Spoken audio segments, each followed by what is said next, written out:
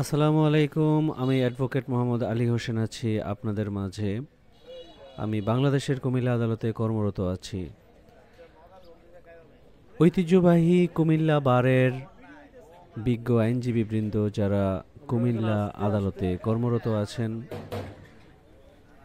তাদের মধ্য থেকে ট্রাস্ট ট্যুরিস্ট ক্লাব প্রতিষ্ঠা করেছেন বিজ্ঞ আইনজীবী জনাব বদিউল আলম সুজন।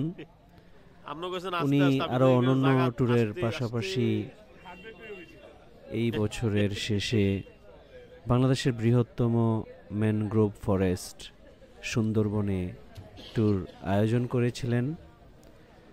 কুমিল্লা বারের প্রায় শখানেক আইনজীবী এই ট্যুরে যাওয়ার বিষয়ে আগ্রহ প্রকাশ করেছিলেন। তাদেরকে নিয়ে আমরা এই ট্যুরে গিয়েছিলাম সুন্দরবনে।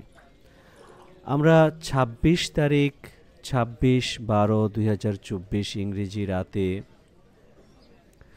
কুমিল্লার ঐতিহ্যবাহী টাউন হল মাঠ থেকে সুন্দরবন ট্যুর ২০২৪ এই ব্যানারে যাত্রা শুরু করেছিলাম। আমরা সকালে গিয়ে পৌঁছেছিলাম খুলনা। আপনারা কিছুক্ষণ আগে খুলনার যারা ট্যুর অপারেট করেন তাদের অফিস দেখতে পাচ্ছিলেন। তারপর এখন দেখতে পাচ্ছেন আমরা খুলনা ডকে আছি। এইখানে অনেকগুলি জাহাজ নোঙর করা আছে। এইগুলি নদীপথে, সাগর পথে, দূর দূরান্তে সুন্দরবনে বিভিন্ন জায়গায় এই জাহাজগুলি ভ্রমণ করতে থাকবে ট্যুরিস্টদেরকে নিয়ে। আমরা আমাদের জাহাজটি খুঁজে জাহাজে আমরা প্রবেশ করেছিলাম। আমাদের জাহাজটির নাম ছিল বিলাস ভ্রমণ। এই জাহাজটি অপারেট করেন সুন্দরবন ট্যুরস। এইখানে আপনারা দেখতে পাচ্ছেন যে আরও অনেকগুলি জাহাজ নোঙর করা আছে। আমরা এই ডকে দাঁড়িয়ে অন্যান্য জাহাজগুলিও দেখতে পাচ্ছিলাম এবং আপনারা জানেন যে এই পানির ওপরে চলাচলকারী জাহাজগুলির ভ্রমণ অত্যন্ত আনন্দের হয়ে থাকে। বাংলাদেশের চাঁদপুর থেকে, বুড়িগঙ্গা থেকে, খুলনা থেকে, আরও বিভিন্ন স্থান থেকে বিভিন্ন উদ্দেশ্যে বিভিন্ন জাহাজ চলাচল করে। এইগুলি আসলে একটু ধীর গতির হলেও যাত্রাগুলি হয় অত্যন্ত আরামদায়ক এবং জার্নির যে ক্লান্তিটা সেটা আসে না এই জাহাজ ভ্রমণে। আর এই সুন্দরবন ভ্রমণের অন্যতম একটি প্রধান এবং আকর্ষণীয় যোগাযোগ মাধ্যম এই জাহাজগুলি। তো আমরা একটা পুরো জাহাজ ভাড়া করেছিলাম। সেই জাহাজটি আমাদেরকে প্রায় ৩ দিন সুন্দরবনের বিভিন্ন গন্তব্যে পৌঁছে দিবে এবং আমরা নেমে নেমে বিভিন্ন স্থান পরিদর্শন করব বলে এই জাহাজটিকে আমরা ভাড়া করেছিলাম। এই জাহাজে আমরা ছাড়া আর কেউ ছিল না। প্রায় আপনারা দেখতে পাচ্ছেন এমবি বিলাস ভ্রমণ, যা Sundarban United tours and travels পরিচালনা করে। এই পেছনের জাহাজটিতেই আমরা উঠব। আপনারা দেখতে পাচ্ছেন অলরেডি বিজ্ঞ আইনজীবীবৃন্দ জাহাজে ওঠা শুরু করেছেন। আমাদের কে কোন কেবিনে থাকবেন, কে কোন কেবিনে কার সাথে থাকবেন, যাদের সাথে যারা কমফোর্টেবল জার্নি করে ওই বন্ধুদের সাথেই তারা উঠবেন। খোঁজা হচ্ছে কে কোন রুমে কোন জাহাজে উঠবেন। এই বিষয়গুলো তাদের নির্দিষ্ট কেবিনগুলিতে তারা উঠবেন। নিচতলায় কিছু কেবিন ছিল, সাথে ছিল ডাইনিং বা খাবারের স্থান। তারপর দোতলায় আরও কিছু কেবিন, তারপর ৩ তলায় আরও কিছু কেবিন। তো স্বভাবগতভাবে সৌভাগ্যক্রমে আমরা ৩ তলার কেবিন পেয়েছিলাম। আমি এবং রানের সেলিম ভাই আমরা একটা রুমে ছিলাম। সেই রুমে আমরা একটা ৩০৬ নম্বর কক্ষ পেয়েছিলাম এবং ৩ তলায় যেহেতু সবাই আসে নিচতলা দোতলা থেকে এবং যত খেলাধুলা, সাংস্কৃতিক অনুষ্ঠান, সমুদ্র পরিদর্শন, নদী পরিদর্শন, বন পরিদর্শন এগুলি তিনতলা থেকে সম্ভব হয়ে থাকে। সেই কারণে আমরা তিনতলার সেই কেবিনটা পেয়ে অত্যন্ত আনন্দে ছিলাম। আপনারা দেখতে পাচ্ছেন যে কেবিনে লাগেজগুলি রাখার পরেই প্রথমেই খাবারের যে প্রথম সকালের যে নাস্তাটা আমরা খেয়েছিলাম সেই দৃশ্যগুলি আপনারা দেখতে পাচ্ছেন। লার্নেড লয়ারদেরকে আপনারা দেখতে পাচ্ছেন, তারা নাস্তা খাওয়া শুরু করেছে। এটা ছিল আমাদের প্রথম নাস্তা। এবং আমরা যেহেতু এখানে অতিরিক্ত যাত্রী ছিলাম না, আমাদের যতজন যাত্রী যাওয়ার কথা ততজন যাত্রীই ছিল এবং অযথা ভিড় ছিল না। সেই কারণে আমাদের সুশৃঙ্খলভাবে এই ট্যুর পরিচালনা করতে অত্যন্ত সুবিধা হয়েছিল। নাস্তা খাওয়া শেষে আমরা রৌদ্র উজ্জ্বল দিনে জাহাজের বিভিন্ন বসার স্থানে সামনের যে বসার বেঞ্চ আছে বা জাহাজটা যেই মুখী হয়ে চলছে, আমরা সেদিকেও বসার স্থান আছে বা পেছনের দিকেও তিনতলায় বসার স্থান আছে, সেখানে আমরা বসতে পারছিলাম। তো যেহেতু অনেক বড় একটা জাহাজ, তিনতলা জাহাজ, মানুষের সংখ্যা, লয়ারদের সংখ্যা আসলে একেবারেই পরিমিত। সেই কারণে আমরা খুব স্বাচ্ছন্দ্যেই ভ্রমণ করছিলাম। যার ইচ্ছা ছিল সে একটু তার রুমে বিশ্রাম নিচ্ছিল, যার ইচ্ছা করতেছিল সে দাবা খেলছিল, যার ইচ্ছা করতেছিল তিনি জাহাজের ডকে বসেছিলেন, ছবি তুলছিলেন। একেবারেই প্রত্যেকের পছন্দ মতো স্বাধীনভাবে তারা তাদের সময়কে উপভোগ করছিলেন। আমরা যখন খুলনা থেকে রওনা হচ্ছিলাম তখন শুরুতেই আমরা খানজাহান আলী দরগার সাথের যে ব্রিজটি আপনারা স্ক্রিনে দেখতে পাচ্ছেন, এই ব্রিজটি ছিল আমাদের প্রথম দর্শনীয় একটা স্থাপনা। ডান পাশে আপনারা দেখতে পাচ্ছেন যে খানজাহান আলীর যে দরগাটা দেখতে পাচ্ছেন সেটা আছে। এরপর আপনারা নদী পথে দেখতে পাচ্ছেন যে আমাদের সামনেই সেই রেলওয়ে ব্রিজটা আছে। আমরা যে যার মতো করে আমাদের সময়কে উপভোগ করছিলাম। মনে ছিল আনন্দ যে আমরা সুন্দরবন দেখতে যাব, আমরা বন দেখব, হরিণ দেখব, বানর দেখব, বিভিন্ন পশু পাখি দেখব, গাছপালা দেখব। সেই আশা ভরসা নিয়ে আমরা আল্লাহর রহমতে রওনা করেছিলাম এবং আমাদের যাত্রাপথ শুরু হয়েছিল। তো আমাদের এইখানে জাহাজ কোম্পানি থেকে বা ট্যুর অপারেটরদের পক্ষ থেকে আমাদেরকে ট্যুরিস্ট গাইড দেওয়া হয়েছিল শামীম ভাইকে। তারপর আমাদের এখানে বাবুর্চিরা ছিলেন, ওয়েটাররা ছিলেন। বেশ ভালো খাবার দাবারের আয়োজন ছিল। খাবার দাবার নিয়ে কোনো কমপ্লেন করার কোনো সুযোগ ছিল না। আপনারা দেখতে পাচ্ছেন আমাদের লার্নেড মনির ভাই, বদিউল আলম সুজন ভাই, আমাদের সাইদ ভাই, যারা আমাদের বাসে ছিলেন এবং মানে বাসে আমাদেরকে সহযোগিতা করেছেন। বিশেষ করে ওবায়েদ ভাই, সাইদ ভাই, বদিউল আলম সুজন ভাই তো নেতৃত্বে ছিলেন। এখানে আসলে সকালবেলার নাস্তা শেষে যখন আমাদের এই জাহাজটি চলছিল আমাদের গন্তব্যের পানে, তখন আমরা আসলে চিল করতেছিলাম যে যার মতো মানে জাহাজে বসে বসে। তো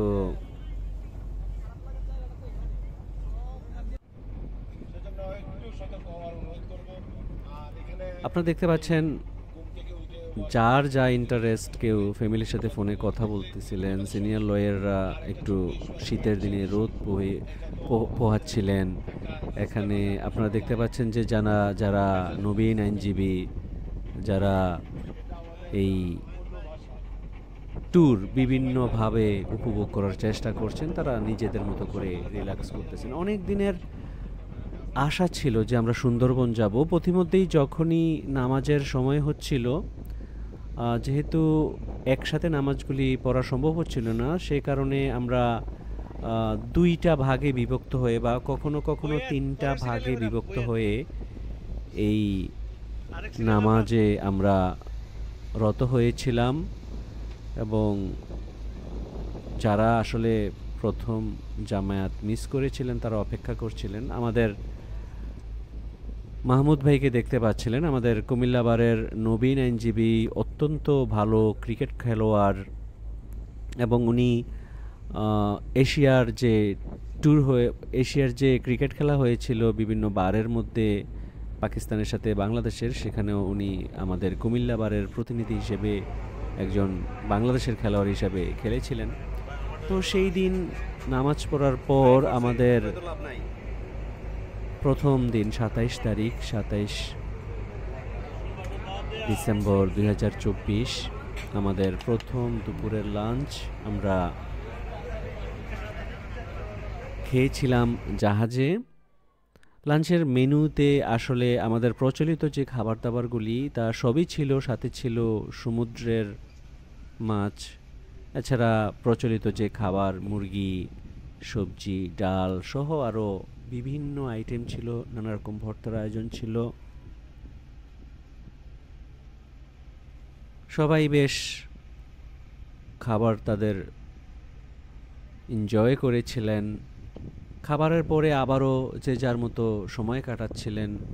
আমি যেহেতু আপনাদের উদ্দেশ্যে এই ভ্লগটি উপহার দেব, তাই স্বভাবতই আমাকে আপনাদের জন্য বিভিন্ন ভিডিও ফুটেজ নিতে ব্যস্ত থাকতে হয়েছিল, কারণ আমি চেয়েছিলাম যে আমার এই যে জাহাজের ভ্রমণ, সেই ভ্রমণের স্মৃতিগুলো আমার মেমোরিতে যেরকম থেকে যাবে, তেমনিভাবে একটা ভিডিও ধারণের মাধ্যমে ডিজিটাল ফরম্যাটেও থেকে যাবে, যাতে আপনারাও এগুলি উপভোগ করতে পারেন, যারা ইতিমধ্যেই গিয়েছেন তারা এবং যারা ভবিষ্যতে যাবেন তাদের জন্য যদি একটু ইন্টারেস্ট গ্রো করতে পারে এই বিষয়টা। আমাদের যে জাহাজটা, মূল জাহাজ বিলাস ভবনের সাথে আমাদের কিন্তু একটা নৌকা সার্বক্ষণিকভাবে বাধা ছিল, সেটা আমাদের জাহাজকে সবসময় অনুসরণ করত। এটার মূল উদ্দেশ্য হলো কিছু কিছু জায়গা আছে এই বড় জাহাজ যেতে পারে না, কারণ কিছু সরু খাল বা নদী থাকে বা কখনো কখনো চরে আটকে যাবার ভয় থাকে। সেই ধরনের ক্ষেত্রে এই জাহাজগুলি আমাদেরকে, এই নৌকাটি আমাদেরকে সেই গন্তব্যে পৌঁছে দিতে সহযোগিতা করে। তাই এই নৌকাটিতে আমরা কখনো কখনো সবাই মিলে একসাথে, আবার কখনো কখনো দুইবারে আমরা এই জাহাজ থেকে যখন আমরা কোনো বনে নামবো সেই সময়ে আমাদেরকে সহযোগিতা করেছে। আপনারা দেখতে পাচ্ছেন যে লার্নেড লয়াররা একটা গন্তব্যে এসেছেন। এই গন্তব্যটা হচ্ছে কটকা। এইখানে মূলত আমরা প্রথম বনের কাছাকাছি এসেছিলাম। এইখানে বন কর্তৃপক্ষের দ্বারা এখানে একটা বনের মধ্যে ব্রিজের মতো করে দেওয়া হয়েছে এবং স্থাপনাটা আমার কাছে সুন্দর লেগেছে। যেই ওয়েতে এই ব্রিজটা তৈরি করা হয়েছিল ভালো লেগেছিল এবং কিছুটা হেঁটে গিয়ে সেই ব্রিজটার মাধ্যমে আমরা এই বনের একটা ফ্লেভার পাচ্ছিলাম। এই প্রথম সুন্দরবনের গাছগুলির কাছাকাছি আমরা পৌঁছতে পেরেছিলাম। এই সুন্দরবন আমাদের জন্য মহান সৃষ্টিকর্তার কাছ থেকে পাওয়া একটা অন্যতম উপহার। আপনারা জানেন যে এই গাছগুলি আমাদেরকে জ্বালানি দেয়, এই গাছগুলি আমাদেরকে অক্সিজেন দেয়। এই গাছগুলিকে কেন্দ্র করে অনেক ব্যবসা বাণিজ্য, অনেক ফলের গাছ, অনেক মৌচাকের বাসা যেখান থেকে মধু সংগ্রহ করা হয়, কাঠবাদাম গাছ থেকে কাঠবাদাম সংগ্রহ করা হয়। স্থানীয়রা এগুলি সংগ্রহ করে বাজারে বিক্রি করেন বিভিন্ন টুরিস্ট স্পটে। এছাড়া অত্যন্ত সৌন্দর্যমণ্ডিত সুন্দরী, গেওয়া, সহ আরও অসংখ্য অসংখ্য গাছ রয়েছে আমাদের এই সুন্দরবনে। প্রাকৃতিক সম্পদের এক অপার বিস্ময় এই সুন্দরবন। এই সুন্দরবন আপনারা জানেন যে বঙ্গোপসাগরে যত টর্নেডো, সাইক্লোন বা যত প্রাকৃতিক বিপর্যয় ঘটে থাকে তা থেকে প্রাথমিকভাবে আমাদের উপকূলকে রক্ষা করে এই মহান সুন্দরবন। আল্লাহ রাব্বুল আলামিনের মহান সৃষ্টি, এই সুন্দরবনের দ্বারা উনি বাংলাদেশকে সুরক্ষা দিয়ে চলেছেন। গাছগুলি অত্যন্ত মজবুত, চিকন চিকন ডালগুলিও অত্যন্ত শক্ত, দেখতে অত্যন্ত সুন্দর। এই গাছগুলির সাথেই রয়েছে শ্বাসমূল, যা দিয়ে তারা কার্বন ডাই অক্সাইড শোষণ করে তারপর অক্সিজেন তারা নির্গমন করে। এই যেই ব্রিজগুলি থেকে আমরা এই সুন্দরবনকে দেখতে পাচ্ছি, সেই ব্রিজগুলি আসলে যদি নির্মাণ করা না হতো তাহলে কিন্তু আমরা এই বনের ভেতরে প্রবেশ করে এই গাছগুলি দেখার সুযোগ পেতাম না। কারণ কয়জনের পক্ষেই আসলে এই দুর্গম পরিবেশে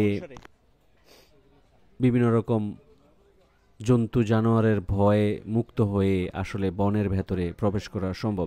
যদিও স্থানীয়রা মধু সংগ্রহের জন্য বা বিভিন্ন প্রয়োজনে বিভিন্ন কাঠবাদাম বা বিভিন্ন রকমের ফল সংগ্রহের জন্য ভেতরে জীবন জীবিকার তাগিদে প্রবেশ করেন, কাঠ সংগ্রহ ইত্যাদি, কিন্তু সাধারণ টুরিস্টদের পক্ষে এইগুলি আসলে সম্ভব হতো না, কারণ হারিয়ে যাওয়ার ভয় ছিল। আপনারা জানেন যে যখন একটা ট্যুরের টিম বড় হইতে থাকে, সেই টিমগুলিকে কন্ট্রোল করাও ততটাই কঠিন হতে থাকে। আর আপনি যখন শতাধিক মানুষ নিয়ে একটা ট্যুরে যাবেন, তখন সারাক্ষণ তো আপনি আসলে গলাবাজি করতে করতে গলা ফাটিয়ে সবাইকে ডেকে ডেকে কন্ট্রোলে রাখতে পারবেন না। তো এইটাও এই ব্রিজগুলি থাকাতে একটা সুশৃঙ্খলভাবে আসলে এই পরিবেশ, এই বন দেখতে সহযোগিতা হয়েছে এই ব্রিজগুলির কারণে।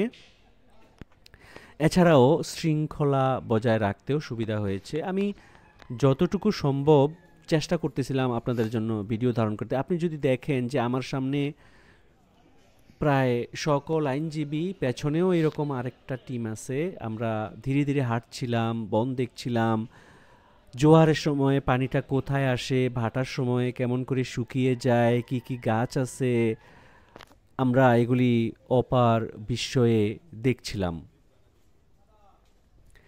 সিনিয়র আইনজীবী, মিড লেভেলের আইনজীবী, এছাড়া নবীন আইনজীবী যারা আছেন প্রায় সবাই ছবি তুলছিলেন, ভিডিও ধারণ করছিলেন।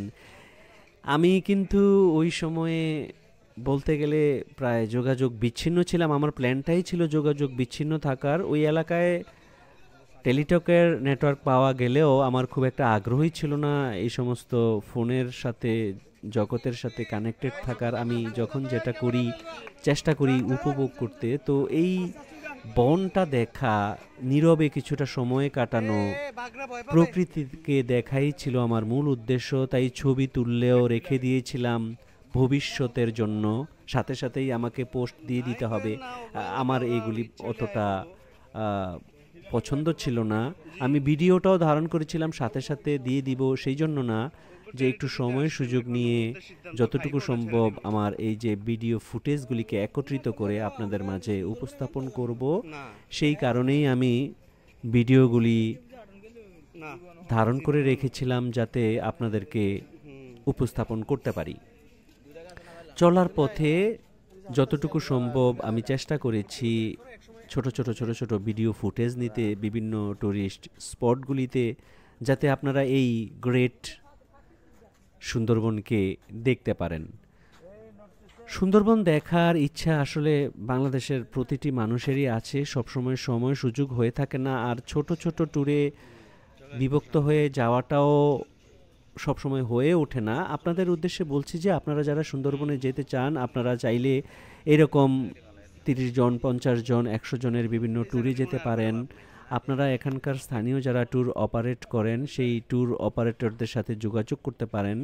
যোগাযোগ করে তাদের মাধ্যমে জাহাজ ভাড়া করে এই ট্যুরে যদি আপনারা আসেন, আপনাদের জন্য এই স্পটগুলি দেখাটা সহজতর হয়ে উঠবে। এছাড়াও আপনারা যারা কাপল আছেন বা ছোট ছোট গ্রুপ আছেন, তারা চাইলে খুলনায় ওই ট্যুর অপারেটরদের কাছে এসে আপনারা বলতে পারেন যে আপনাদের কয়টা ক্যাবিন লাগবে, আপনারা কয়দিন ঘুরতে চান, তখন চাইলে ওনারাও আপনাদের জন্য অন্য অন্য গ্রুপগুলির সাথে অ্যাটাচ করে আপনাদেরকে ভ্রমণে সহযোগিতা করতে পারেন। আমরা এখন যেখানে আছি ওইখানে কিছু হরিণ উন্মুক্তভাবে ছেড়ে দেওয়া আছে। এই হরিণগুলো আসলে মানুষকে অতটা ভয় পায় না, কারণ হচ্ছে ওরা তো মানে পোষ মেনেছে। তাই আপনি যদি কোনো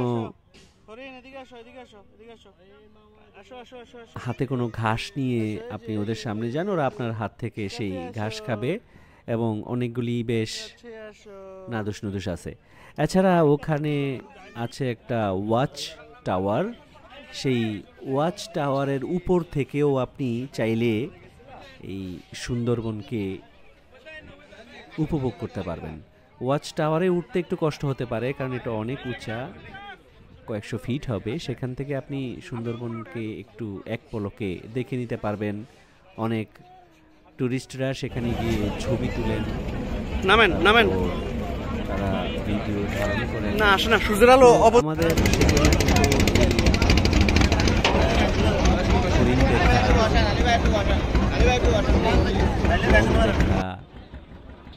এগুলি দেখা হয়েছিল। আপনারা দেখতে পাচ্ছেন অন্য অন্য বোটগুলি থেকেও অনেক টুরিস্ট সেখানে উপস্থিত হয়েছিলেন এবং তারাও বনের সৌন্দর্য উপভোগ করার জন্য এখানে প্রবেশ করার চেষ্টায় রয়েছেন। আমাদের ততক্ষণে দেখা শেষ,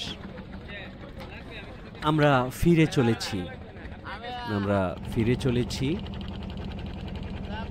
আমরা কিছুটা ক্লান্ত আমাদের প্রথম ট্যুরের পরে। আমাদের গাইড আমাদেরকে কোথায় নিয়ে যাবে সেই চিন্তায় আমরা রয়েছি। আমি ব্যক্তিগতভাবে সুন্দরবনকে আসলে যতটা আসলে ছোট পরিসরের ভেবেছিলাম, মানে যাওয়ার আগে ভেবেছিলাম হয়তো বা একটা বন, কিছু খাল বিল আছে, মানে ভিতরে প্রবেশ করে একটু দেখব, কিন্তু এখানে আসার পরে মনে হয়েছে যে সুন্দরবন আসলে অত্যন্ত, আপনারা আমাদের জাহাজটা দেখতে পাচ্ছেন বিলাস ভ্রমণ, এটা যে খুব state of the art technology এরকম না। এগুলি প্রথম জেনারেশনের জাহাজগুলি, শুরুর দিকে যেই জাহাজগুলি তৈরি করা হয়েছিল, পরের দিকে আরও অনেক অনেক আধুনিক জাহাজ এসেছে। আসলে মানে আপনি কেমন খরচ করতে চান এটার উপরে ডিপেন্ড করে আপনি জাহাজ সিলেক্ট করতে পারবেন। একই প্যাকেজের মধ্যে আসলে বিভিন্ন ধরনের প্রাইসিং হয়। আপনি একই ট্যুর কিন্তু বিভিন্ন জাহাজের কারণে বিভিন্ন ধরনের প্রাইসিং হয়। আপনার যেটা ভালো লাগে, আপনার যেটা আপনি এফোর্ড করতে পারেন বা আপনার সাথে যেই প্যাকেজটা সুইটেবল হয় সেটার মধ্যেই আপনি যেতে পারেন। আমাদের সেই দিনের ভ্রমণ ছিল শেষ, প্রথম দিনের ভ্রমণ, প্রথম দিন শেষ। এরপরের দিন আমরা যেখানে গিয়েছিলাম সেটা ছিল খুব থ্রিলিং। এই প্লেসটিতে আমরা হরিণ দেখতে গিয়েছিলাম। এই ভিডিওটা একটু ব্লার আসবে, অত ভালো আসবে না, কারণ তখন অনেক সকাল, হাজারের উপরে আইনজীবী চলে গিয়েছিলেন সূর্যোদয় দেখতে। সেখানে সূর্যোদয় দেখারও একটা স্পট রয়েছিল, কিন্তু আমরা এসেছিলাম একটা বনে।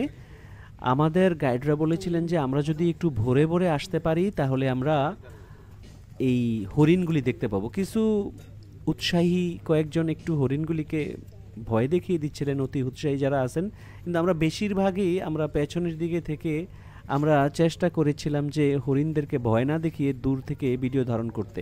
তো আমরা খানিকটা সফলও হয়েছিলাম, কিন্তু অতি উৎসাহীদের কারণে কিছুটা ব্যাঘাত ঘটেছিল।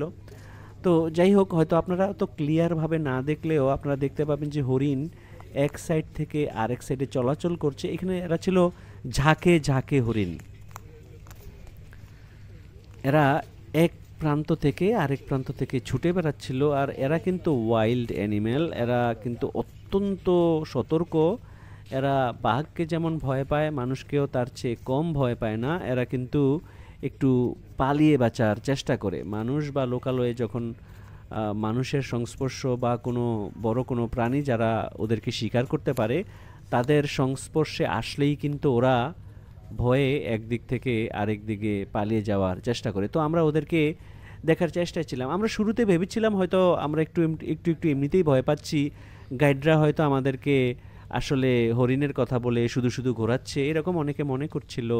কিন্তু আসলে এখানে আসলেই হরিণ ছিল, এবং অন্তত 20 থেকে 30টা হরিণ আমাদের ধারণা সেখানে ছিল। আইনজীবীরা এখানে চুপচাপ অপেক্ষা করছিলেন যে কখন ওনারা এই বন্য হরিণ দেখতে পাবেন। তারা বিভিন্নভাবে বিভিন্ন রকম করে আলাদা আলাদাভাবে অবস্থান নিচ্ছেন। তখন অনেক ভোর, তখনও সূর্য ওঠেনি। সকালে শুধু ঘুম থেকে উঠেই নামাজ পড়ে নাস্তা না খেয়েও সকলে এখানে চলে এসেছিল হরিণ দেখার লোভে। সবাই চুপচাপ অপেক্ষা করতেছে। শিহরণ জাগানোর সময়ে একটু ভীতিকর পরিস্থিতি, একটু অন্ধকার, হালকা হালকা আলো ফুটতেছে এই সময়ে। তখন আমরা ধীরে ধীরে কেমন যেন মনে হচ্ছিল আমরা হয়তোবা হরিণ দেখতে পাবো। তারপরে এলো সেই মাহেন্দ্রক্ষণ। আপনারা দেখতে পাচ্ছেন যে ডান দিক থেকে স্ক্রিনের বাম দিকে মুভ করতেছে, ঝাঁকে ঝাঁকে এরা দৌড়িয়ে যাচ্ছে। এটা ছিল একটা ফেসিনেটিং এক্সপেরিয়েন্স। আপনারা দেখতে পাচ্ছেন যে হরিণগুলি ঝাঁকে ঝাঁকে দৌড়িয়ে এক প্রান্ত থেকে আরেক প্রান্ততে চলে যাচ্ছে। এরা মূলত সকাল থেকেই বিভিন্ন গাছের শেকড়, গাছের পাতা এগুলি খেয়ে ওরা তাদের জীবন ধারণ করে, এবং জীবনের প্রয়োজনে এরা বনের এক প্রান্ত থেকে আরেক প্রান্তে ছুটে যায়। আপনারা যেই গাছগুলি ক্ষতিগ্রস্ত অবস্থায় দেখতে পাচ্ছেন, এই গাছগুলির অধিকাংশই যে প্রলয়ঙ্করী ঝড়, টাইফুন, সাইক্লোন যা যা আসে, সাগরে যা যা তৈরি হয়, সেইগুলির দ্বারা ক্ষতিগ্রস্ত। এছাড়া অন্য কোনোভাবে কোনো গাছ কাটা বা অন্য কোনো আছে কিনা এটা বন বিভাগের ব্যক্তিরা বলতে পারবেন। কিন্তু আপনাদের ওয়ারিড হওয়ার কিছু নাই যে সুন্দরবনে কি আর গাছপালা নাই, এরকম কেন না। এটা আসলে সুন্দরবন এত বিশাল, এত বিস্তৃত, এটা সামান্য একটা জায়গা মাত্র। এরকম হাজার হাজার বন রয়েছে। আমরা 2-4-5টা প্লেসে হয়তো যাই ঘুরতে, কিন্তু টুরিস্ট স্পট কিন্তু আছে ধরেন হাজার হাজার হাজার হাজার বন রয়েছে, এবং 100%ই আসলে এটা অর্গানিক এবং নট ম্যানমেড। এটা মহান সৃষ্টিকর্তার অপরূপ সৃষ্টি। আপনারা এবার হরিণগুলিকে দেখতে পাচ্ছেন যে এক সাইড থেকে তারা আবারও আরেক সাইডে যাচ্ছে। আগে এক প্রান্ত থেকে আরেক প্রান্ততে গিয়েছিল, এখন ওই প্রান্ত থেকে আবার আরেক প্রান্ত গেছে, এবং ওরা খুব সতর্ক। ওরা বোঝার চেষ্টা করতেছে ওদেরকে কোনো আক্রমণ করা হচ্ছে কিনা, কিংবা ওদেরকে আসলে কেউ শিকার করতে এসেছে কিনা। ওরা অত্যন্ত অত্যন্ত মায়াবী, সতর্ক প্রাণী। এইখানে আপনারা খুব ক্লিয়ার দেখতে পাচ্ছেন না বলে আমি দুঃখিত, কারণ এই আলোতে আসলে খুব ভালো ভিডিও ধারণ করা সম্ভব ছিল না, তাই একটু ঘোলাটে এসেছে। আশা করি আপনারা আবারও এই হরিণের ছোট ছুটি দেখতে পাচ্ছেন।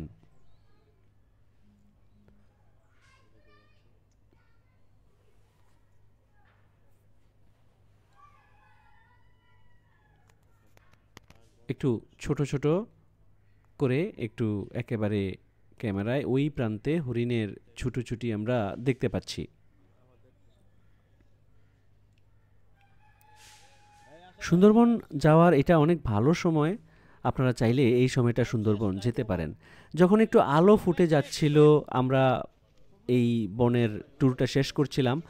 ফেরার পথে আমাদের জাহাজের কাছাকাছি, ঘাটের কাছাকাছি, মানে বোটের কাছাকাছি যেখানে বোটগুলি বাঁধা ছিল, আমাদের অনেক খুব সাহসী কিছু বানর ছিল। এরা আমাদের লার্নেড অ্যাডভোকেট ইয়াসিন ভাইয়ের দেওয়া এই বিস্কিটগুলি খাচ্ছিলেন। ওরা খুবই আনন্দের সাথে ওরা এই বিস্কুটগুলি খাচ্ছিলেন।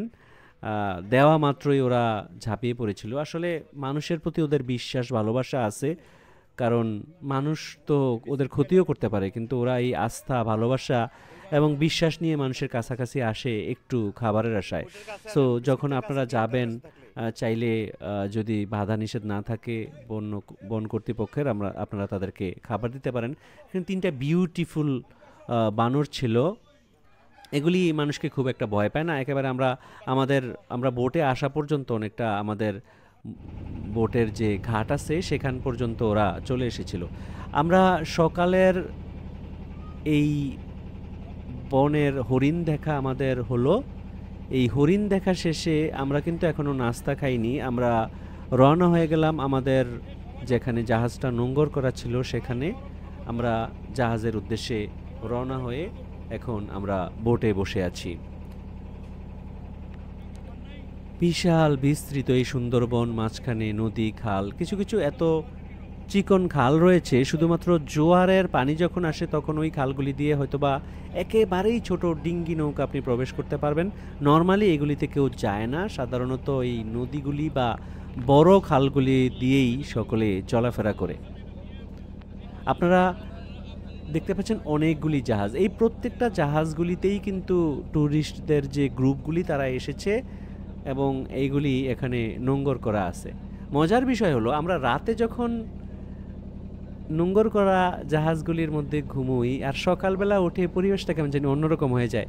মনে হয় আমাদের জাহাজটা আগের জায়গায় নাই, ডান পাশে যে জাহাজটা ছিল সেটা ডান পাশে নাই, বাম পাশের যে জাহাজটা ছিল সেটা বাম পাশে নাই। কেমন যেন একটা পরিবর্তিত সিনারিও আমরা দেখতে পাই। এটা আমাকে খুব অবাক করেছে। আমি অবশ্য আমাদের জাহাজের ক্যাপ্টেনকে এই প্রশ্নটা করিনি। মানে এমন না যে জাহাজগুলি চলে যাওয়ায় পরিবেশ পরিস্থিতি চেঞ্জ হয়ে গিয়েছে, মানে এমন যে জাহাজগুলি আমরা রাতে ঘুমানোর সময় দেখেছিলাম সেই নামের জাহাজগুলি এমন জায়গায় আছে যেই জায়গায় গতকালকে রাতে ছিল না। এই বিষয়টা আমাদেরকে অনেককেই কিছুটা অবাক করেছিল। আমরা আসলে পরবর্তীতে এই প্রশ্নটা করে উঠতে পারিনি। এরপর আমরা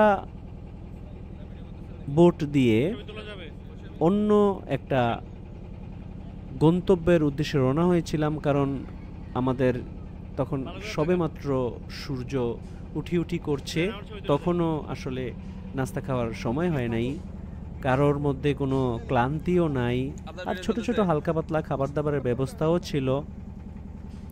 আমরা তখন সূর্যোদয় যেখান থেকে দেখা হচ্ছিল, অন্য ট্যুরিস্টরা মানে শতকরা 99% ট্যুরিস্ট আসলে যেখানে আগে গিয়েছিলেন সূর্যোদয় দেখার আশায় তারা দেখেছিলেন, কিন্তু আমরা সূর্যোদয় না দেখে আমরা আবার হরিণ দেখতে গিয়েছিলাম।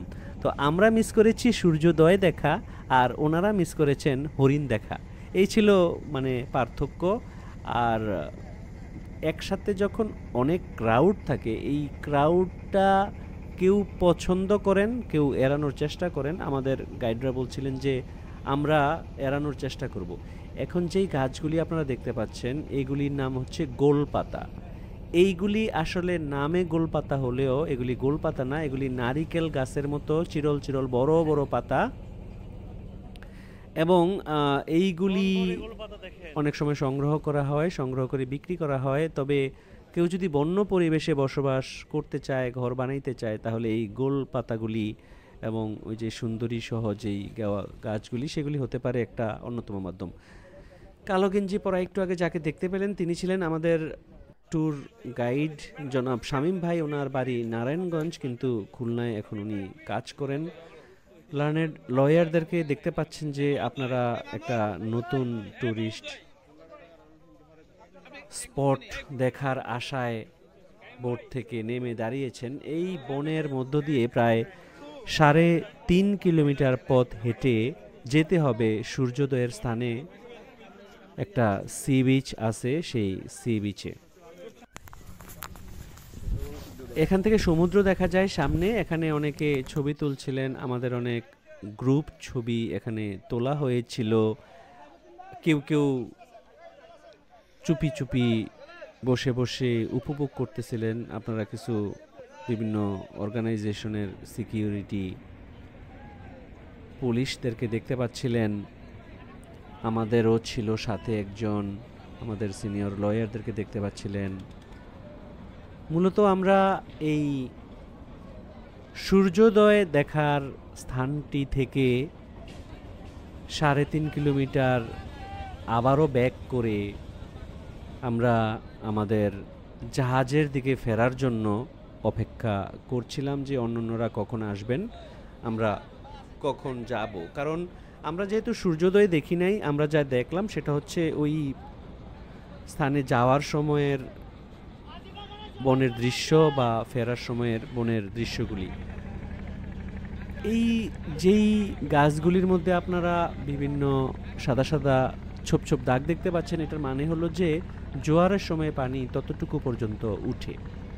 আমরা এই বনের মাঝখান দিয়ে চলা খালটি দিয়ে আমাদের এই বোটটির মাধ্যমে চলে যাচ্ছিলাম আমরা আমাদের জাহাজের দিকে। কারণ তখনও আমাদের সকালের নাস্তা খাওয়া হয়নি। নাস্তা খাওয়ার পরে আমরা অন্য কোনো লোকেশনে যাওয়ার কথা হয়তো চিন্তাভাবনা করতে পারবো। এইটা বনরক্ষীদের জাহাজ, যেই ডান দিকের জাহাজটা দেখতে পাচ্ছিলেন, এটা দিয়ে তারা তাদের দায়িত্ব পালন করেন। আমরা অন্যান্য বোট প্লাস আমাদের বোট, আমরা রওনা হয়ে গেলাম আমাদের যে মূল জাহাজ, সেই মূল জাহাজকে লক্ষ্য করে আমরা চলছিলাম। এই শীতে সুন্দরবন ট্যুর আপনাদের জন্য একটা ইন্টারেস্টিং ট্যুর হতে পারে। আর এই ধরনের ধারণা আপনারা মোটেও করার দরকার নাই যে আপনাদের এই ট্যুরের মাধ্যমে সুন্দরবনের কোনো ক্ষতি হচ্ছে, মোটেও না। মূলত আপনাদের ট্যুরের মাধ্যমেই আমাদের যে ট্যুরিস্ট যে অর্থনীতি, সেটা এই সেক্টরের সাথে যারা জড়িত আছেন সবাইকেই উপকৃত করবে। জাহাজ মালিক, জাহাজ শ্রমিক, বাবুর্চি, ট্যুর গাইড, ট্যুর অপারেটর, সবাইকেই। এবং এই অর্থনীতিটা যদি দাঁড়িয়ে যায়, সঠিকভাবে যদি এটাকে ম্যানেজ করা যায়, তাহলে এই ট্যুরগুলিতে বিদেশিরা অনুপ্রাণিত হবে। আমরাও অনেক বিদেশি ট্যুরিস্টদেরকে দেখতে পেয়েছিলাম। অর্থাৎ আপনারা মনে করার কারণ নাই যে আপনারা বেশি বেশি গেলে এই প্লেসগুলি নষ্ট হবে। কারণ আমরা দেখতে পাইছি যে আমাদের ট্যুরিস্ট গাইড, আমাদের কর্তৃপক্ষ সকলেই অত্যন্ত সচেতন ছিলেন যাতে কেউ প্লাস্টিক জাতীয় দ্রব্য বনে না ফেলে, যাতে কোনোভাবেই বনের ক্ষতি না করে। তো এই বিষয়গুলো আপনারা মাথায় রাখতে পারেন যখন ট্যুরে যাবেন। আপনারা দেখতে পাচ্ছেন চলার পথে অনেক সাহসী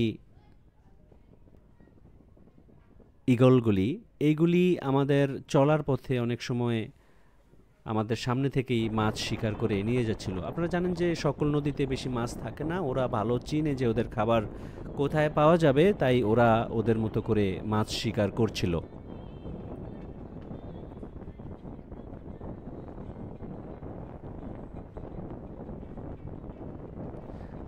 আকাশ, সমুদ্র, নদী, সুন্দরবন মিলেমিশে একাকার।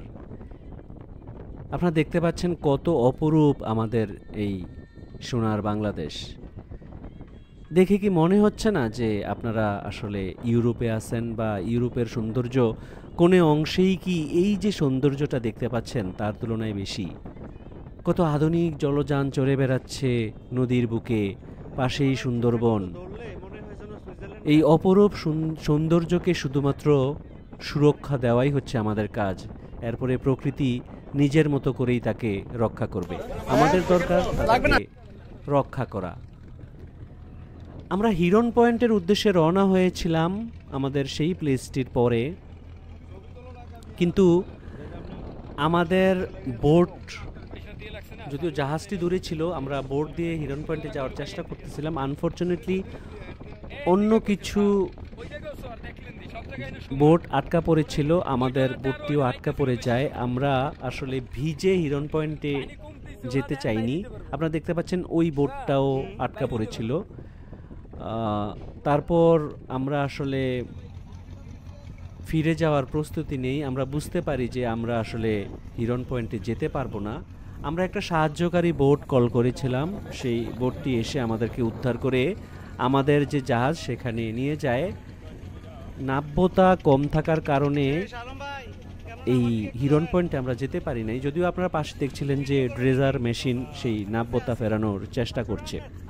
তো আমরা যদিও প্রস্তুত ছিলাম যে আমরা যদি কোনো কারণে পানিতে পড়েও যাই, আমরা যাতে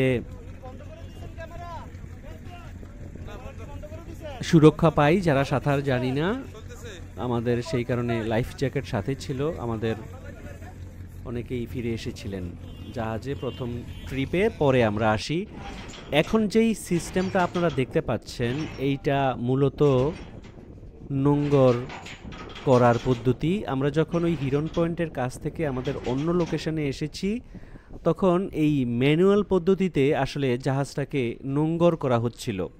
এই যে শেকলটা আপনারা দেখতে পাচ্ছেন, এই শেকলটা যখন উল্টো দিকে, ঘড়ির কাঁটার উল্টো দিকে যখন এই 4টা কিলককে ঘোরানো হচ্ছিল তখন শেকলটা নিচের দিকে পড়ছিল, এটার মাথায় ছিল নোঙ্গর, এবং এই নোঙ্গরটা গিয়ে নদীর বালিমাটিতে পড়বে এবং জাহাজটা সেই নোঙ্গরের মাধ্যমে স্থির হয়ে দাঁড়িয়ে থাকবে।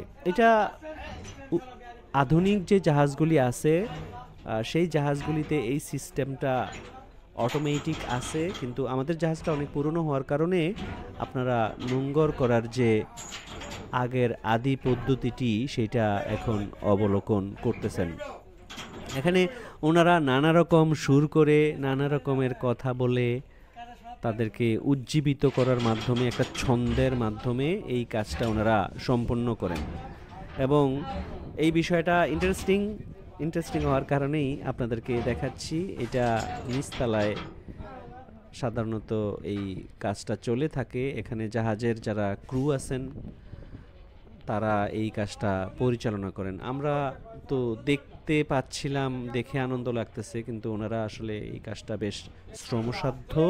ওনারা ওনাদের মতো করে এই কাজটা করছিলেন। আরও প্রথম দিকে 4 জন হলেও পরে আরেকজন এসে যোগ দিয়েছিলেন এবং ওনারা এই কাজটা সম্পন্ন করেন। নোঙ্গর ফেলার কাজটা ওনারা করছিলেন। ভিউয়ার বন্ধুরা, এইটা সুন্দরবনে যাওয়ার খুব ভালো সময়। আপনাদের পক্ষে সম্ভব হলে আপনারা ঘুরে আসতে পারেন এবং ছোট ছোট গ্রুপ করে বা বড় গ্রুপ করে একসাথে ঘুরে আসতে পারেন, কারণ এই সময়ে হয়তো কাজের চাপটা একটু আপনাদের কম থাকতে পারে।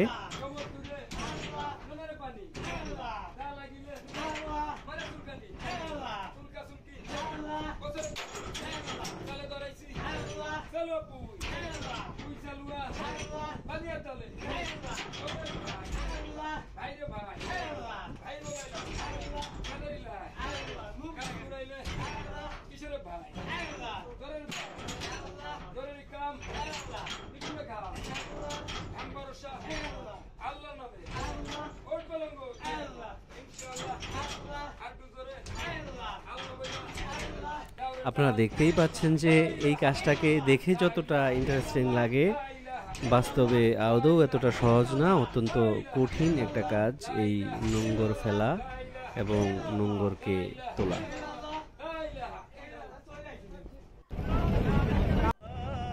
এরপর আমরা আরও একটি স্পটে যাওয়ার চেষ্টা করলাম। আপনারা দেখতে পাচ্ছেন যে অন্য যে ট্যুরিস্ট দলগুলি আছে ওনারাও বোট নিয়ে এসেছেন এবং ওনারা সেই প্লেসগুলিতে নামার চেষ্টা করতেছেন, যে যার মতো করে তাদের আনন্দ উপভোগ করার চেষ্টা করতেছেন। আমরা এখন এসেছি দুবলার চরে। এই চরটির মধ্যে এই প্রথম আমরা মানুষের দেখা পেলাম, মানে আমি বলতে চাইছি স্থানীয় মানুষরা যেখানে বসবাস করে, অ্যাকচুয়ালি স্থানীয়ও না, ওনারাও অস্থায়ীভাবে এখানে বসবাস করেন। মূলত মাছ ধরা কেন্দ্রিক জীবন ওনাদের। ওনারা খুলনা, সাতক্ষীরা সহ বাংলাদেশের বিভিন্ন প্রান্ত থেকে এখানে আসেন। এখানে এসে ওনারা একটা আস্তানা গাড়েন।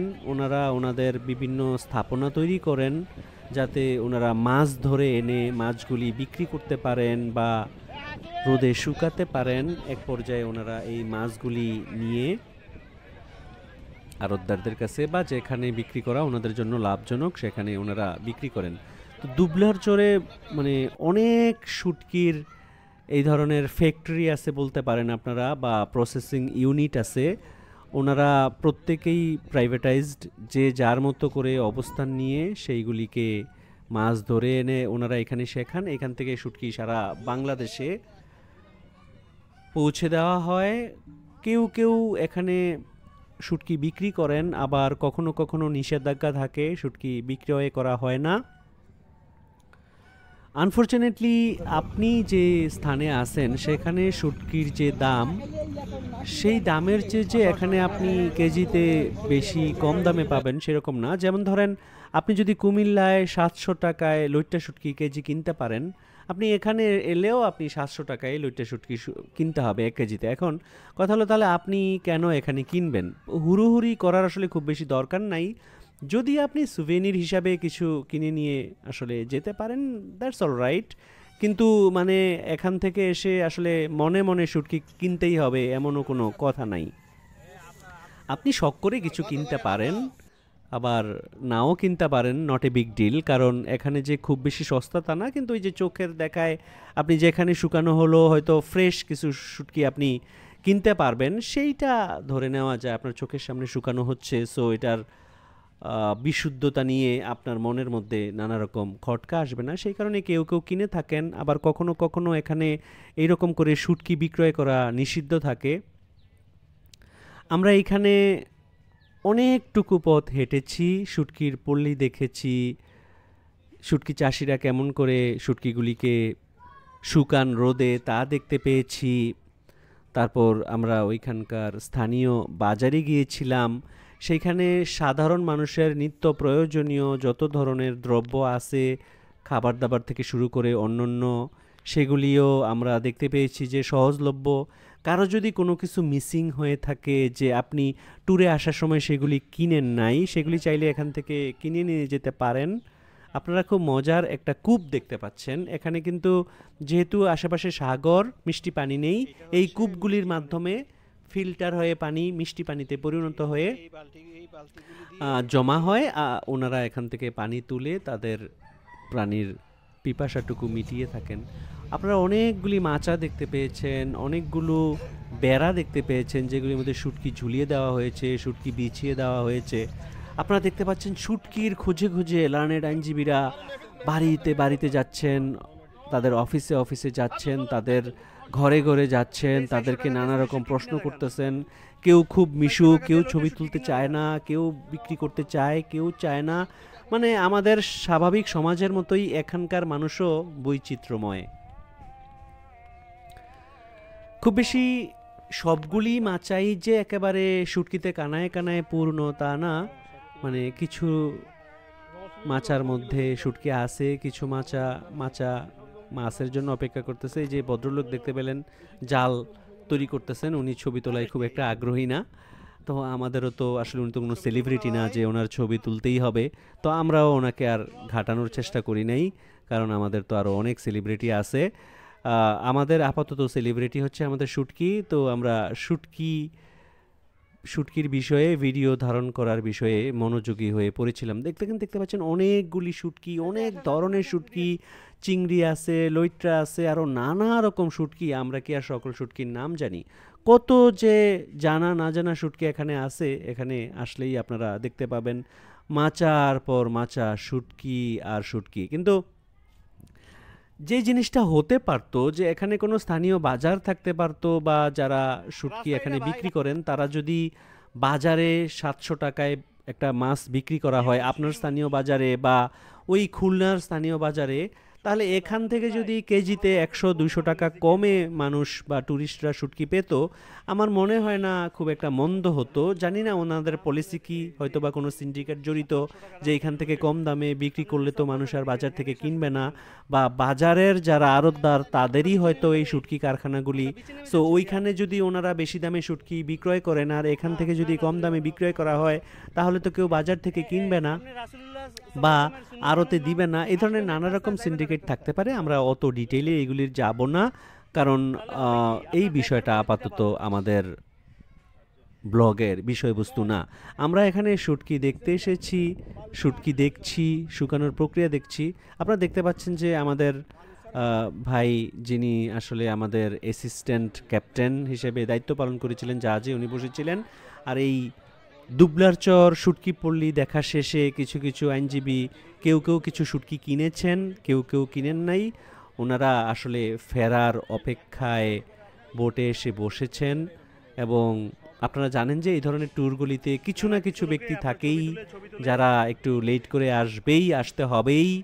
মানে তাদের কারণে অনেক সময় এমন হয়েছে যে নির্দিষ্ট সময় সব সময় তো বেঁধে দেওয়া থাকে, দেখা যায় যে কেউ কেউ 30, 40, 45 মিনিট পরেও এসে উপস্থিত হয়েছেন, যেই কারণে আসলে অনেকের অসুবিধা হয়েছিল। যারা ট্যুরে যান ভবিষ্যতে এই বিষয়গুলো খেয়াল রাখতে পারেন যে আপনাদের কারণে যাতে আসলে কোনো সময় কারো নষ্ট না হয়, কারণ একজন ব্যক্তির জন্য কিন্তু 100 জন লোক বসে থাকা এবং 30 minute 40 minute, this is really disgusting, এবং এইটা আসলেই খুবই কষ্টকর অনুভূতি দেয়, সবাইকে মনে কষ্ট দেয়। আপনি হাসতে হাসতে এসে উপস্থিত হন ঠিক আছে, কিন্তু আপনার জন্য কিন্তু 100 জন মানুষ 30-40 মিনিট ধরে বসে থাকা, এটা কিন্তু ডিসগাস্টিং। আপনাকে তো সময় বেঁধে দেওয়া হয়েছে, আপনি অবশ্যই সেই সময়ের মধ্যেই আসবেন। যাই হোক, দুবলার চর থেকে ফিরে আমরা আজকে আমাদের বারবিকিউ পার্টি, এই বারবিকিউ পার্টি আয়োজন হচ্ছে, আমরা দেখতে পাচ্ছি একদিকে চলবে সাংস্কৃতিক অনুষ্ঠান, নানা রকম প্রতিভা ছড়িয়ে ছিটিয়ে ছিল এই প্রায় শতাধিক আইনজীবীর মধ্যে। কেউ কবিতা আবৃত্তি করছেন, কেউ স্বরচিত কবিতা পাঠ করছেন, কেউ বাংলা সিনেমার গান গাইতেছেন, কেউ আধুনিক গান গাইতেছেন, কেউ ইসলামী সঙ্গীত গজল গাইতেছেন, মানে প্রতিভা আর প্রতিভার ছড়াছড়ি। যাদের প্রতিভা নাই তারা দাবা খেলছেন, লুডো খেলছেন, মানে নানা রকম অ্যাক্টিভিটিস। এইখানে যা দেখতে পাচ্ছি আমরা, সেখানে হচ্ছে এটা দুই ধরনের বারবিকিউ হবে। একটা হচ্ছে যে মাছের বারবিকিউ হবে, আর একটা হচ্ছে মুরগির বারবিকিউ হবে, চিকেন অ্যান্ড ফিশ বারবিকিউ। এই যেই ভাইটাকে আপনারা দেখতে পাচ্ছেন যে বারবিকিউ তৈরি করতেছেন, ওনার নাম আলী হুসেইন, আমার নামে নাম, এবং উনি বারবিকিউর প্রধান কারিগর বা প্রধান শেফ বা প্রধান বাবুর্চি, whatever you call it. এবং ওনার সহকারী একটা আছেন, ওনাদের সাথে আমরা কথা বলেছিলাম কিছুটা, যে উনি প্রায় 15-20 বছর যাবৎ এই বাবুর্চি হয়ে হিসেবে কাজ করেন বা এই বারবিকিউ তৈরি করেন, অন্যান্য খাবার দাবারও উনিও রান্না করেন।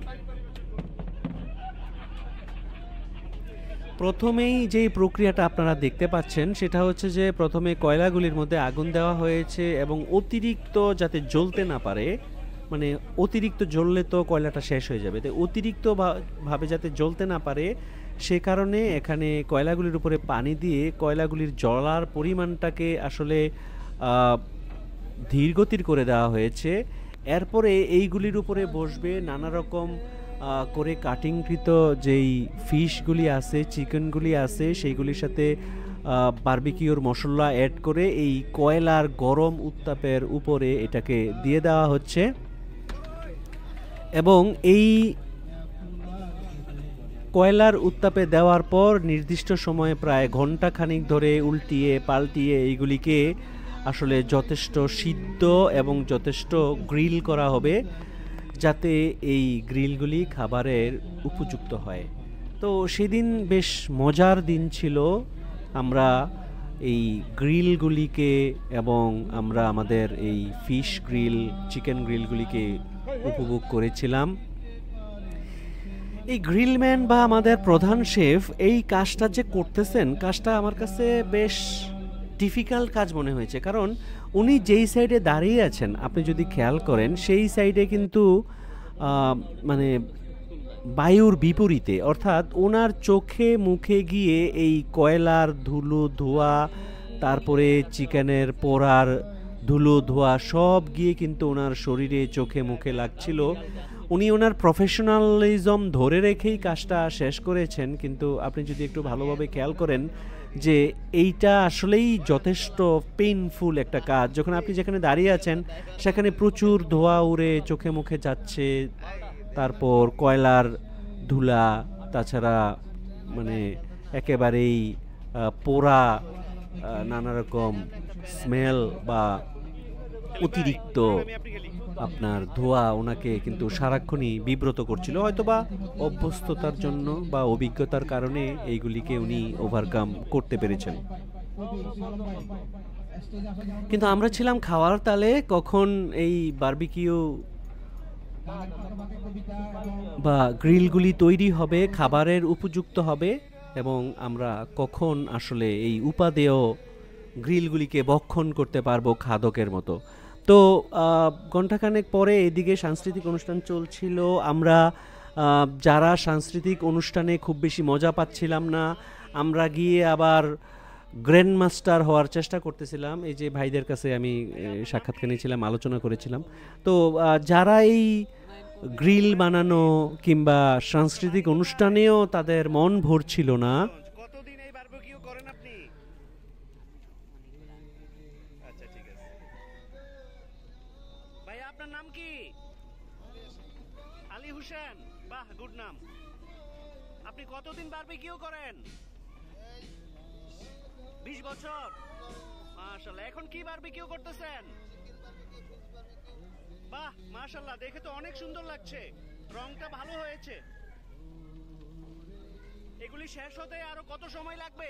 তারা দাবা খেলছিলেন, লুডো খেলছিলেন, বা কিছু কিছু ভাবুক প্রকৃতির লয়ার আছেন, তারা চুপচাপ বসে বসে সমুদ্র, অন্ধকার বন, অন্যান্য বোটের আবছা আলো বা নিজেকে সময় দিচ্ছিলেন বা প্রকৃতির এই বিশালতার মাঝে হারিয়ে যাচ্ছিলেন।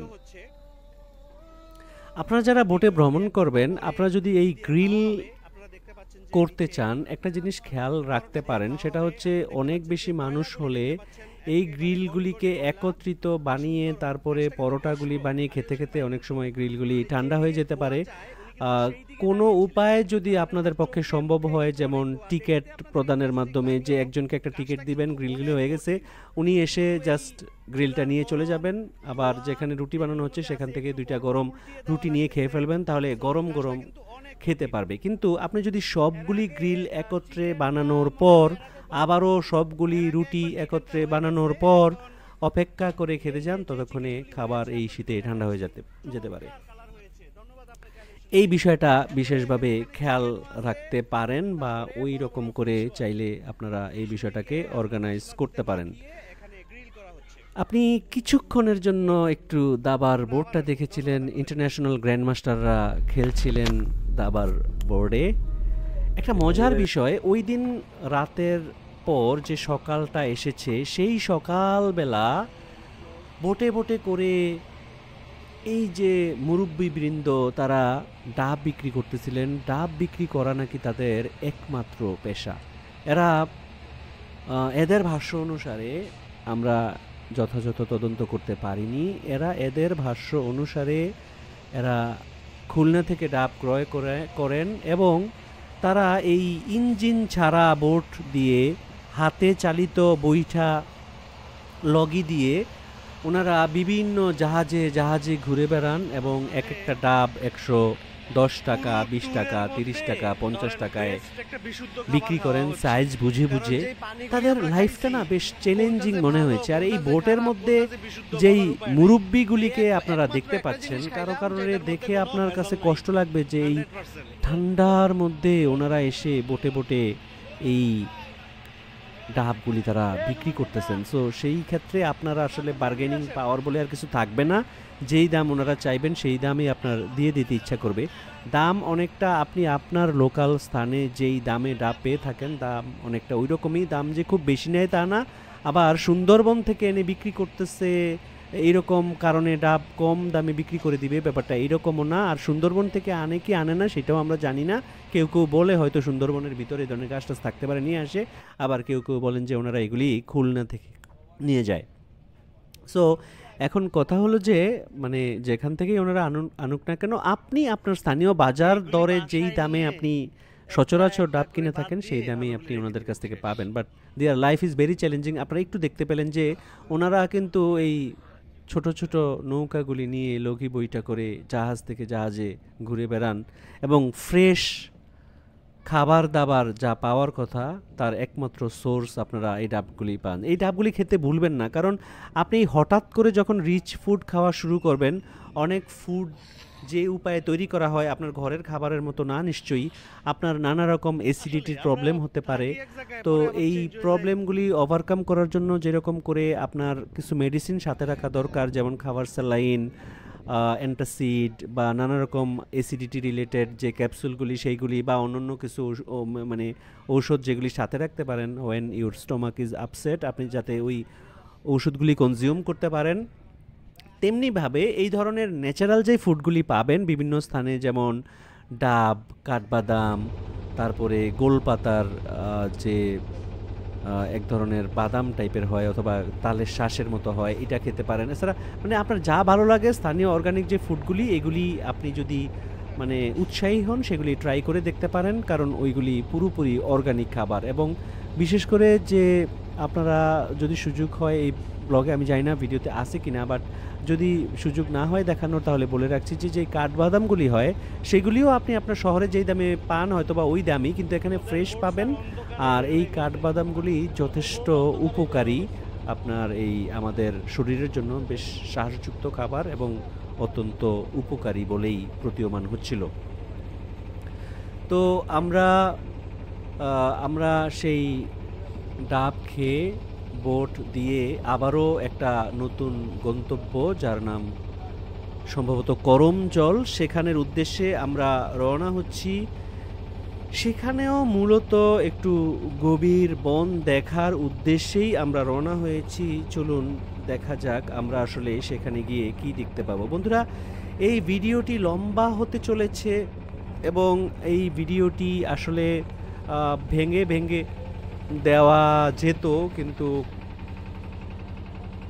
আপনারা জানেন যে আমি অন্য একটা পেশার সাথে জড়িত। আসলে আমি মানে অত বেশি সময়ে আসলে এই এডিটিংয়ের পেছনে দিতে চাচ্ছি না। আমি চাচ্ছি যে আমার কাছে যা আছে এই বিষয়টাকে একটা কন্টেন্ট হিসাবেই আপনাদের কাছে উপস্থাপন করতে, যাতে আপনারাও, আমি আশা করব, ধৈর্য ধরে এই ভিডিওটি দেখবেন এবং আপনাদের যা যা তথ্য দরকার সেটা পাবেন এবং ভবিষ্যতে হয়তো বা আপনি এই ট্যুরের বিষয়ে মনোযোগী হবেন। সেই কারণেই মূলত এই ভিডিওটা তৈরি করার। এই ধরনের ট্যুরে তো সাধারণত বছরে 1-2 বার মানুষ যায়, তো সেই কারণে। আর আমার যে ব্লগে আপনারা যেখানে দেখতে পাবেন সেখানেও যে খুব বেশি ব্লগ আছে সেরকম না, বা খুব বেশি কন্টেন্ট আপনাদেরকে দিতে পারি সেরকম না, কারণ আমার অন্য একটি চ্যানেল আছে আলী দ্য অ্যাডভোকেট নামে, সেখানে আমি পলিটিক্যাল বিশ্লেষণও করে থাকি। এইটা আমার ব্লগ চ্যানেল। সো যতটুকু সম্ভব হয়েছে আপনাদের উদ্দেশ্যে দিচ্ছি। আমরা এখন ওই করমজলের উদ্দেশ্যে আসলে নোঙর ফেলবো, ঘাটে নৌকা লাগানো হবে। আমরা এখান থেকে উঠে যাব সেই বন দেখার জন্য। সেখানে বন বিভাগের উদ্যোগে কিছু কিছু স্থাপনা রয়েছে সেইগুলি, এবং কিছু কিছু প্রাণীও রয়েছে, আমরা সেইগুলি দেখতে পাবো।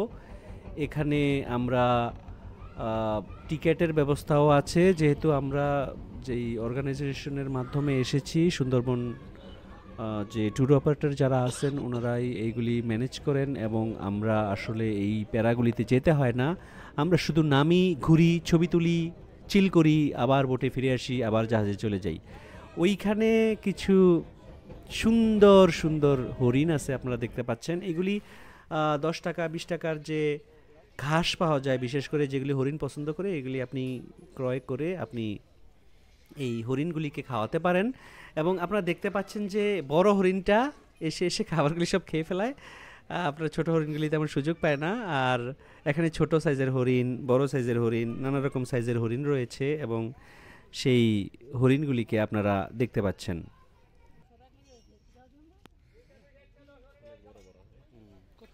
এখানে হরিণ দেখার পরে আমরা আবারও আগের মতো প্রথমবার যখন নেমেছিলাম সেরকম করে আমরা এই বনের ভেতরে তৈরি করা ওয়াকওয়েতে ঘুরে ঘুরে আমরা বনের সৌন্দর্য উপভোগ করছিলাম। এইখানে এরকম 2-3টা রাস্তা আছে, আমরা এর মধ্যে একটাতে ঘুরেছিলাম, কারণ অলমোস্ট সেম টাইপের রাস্তাই সবগুলো। আর আপনারা জানেন যে ট্যুরিস্ট অপারেটররা একটা সময় বেঁধে দিয়ে থাকে, নানা রকম বিষয় বিবেচনা করে সবগুলি ঘুরতে গেলে অনেক সময় আপনার অন্যদের কষ্ট হয়। এবং আমাদের এই ট্যুরগুলিতেও বিভিন্ন স্পটে প্রয়োজনের অতিরিক্ত সময় বুঝে না বুঝে অনেকে দেরি করে এসেছেন, এবং এইগুলিতে অন্যদের কষ্ট হয়েছিল। তাই আমরা 3টার পরিবর্তে যদি একটাও আমাদেরকে দেখতে বলা হয়ে থাকে এবং আমাদেরকে টাইম দেওয়া থাকে যে অতটার মধ্যে আসবেন, আমরা পাংচুয়ালিটির সাথে চেষ্টা করেছি সময় মতো বোটে আসতে। বেশিরভাগই 99%, 2-1জনের কারণে কিছুটা ব্যাঘাত ঘটেছিল। আশা করি তারা এটা ফিল করেছেন এবং এটা রিপিট হয়নি। দেখা গেছে যে একটা স্পটে একজন এই ধরনের কাজ করেছেন, পরবর্তীতে ফরচুনেটলি এই বিষয়টা আর রিপিট হয়নি। আমরা আপনারা দেখতে পাচ্ছেন যে করমজলের যে লোকেশনগুলি আছে সেইগুলি আমরা এই বনের ভেতরে দেখার চেষ্টা করছিলাম। আমরা ঘুরছিলাম, বন দেখছিলাম, উপভোগ করছিলাম প্রকৃতির সৌন্দর্য। দেখতে দেখতে আমাদের সুন্দরবন ট্যুর শেষ হয়ে গেল। এরপরে আমরা এসেছিলাম ৬০ গম্বুজ ঐতিহাসিক মসজিদ দেখার জন্য। আপনারা জানেন যে প্রায় ৬০০ বছর আগে এই মসজিদটা তৈরি করা হয় এবং ৮১টি গম্বুজ আছে এই মসজিদে। এটা টার্কিশ আর্কিটেকচার ফলো করে তৈরি করা হয়েছে এবং সব সাইড থেকেই মসজিদটা দেখতে প্রায় একই রকম লাগে। এখানে দেশি বিদেশি পুরুষ নারী নির্বিশেষে শিশুরাও সকল ধরনের পর্যটকরা এসে থাকেন। এখানে নামাজ পড়া যায়, ভেতরে প্রবেশ করা যায়। পাশে আছে যারা এই জনাব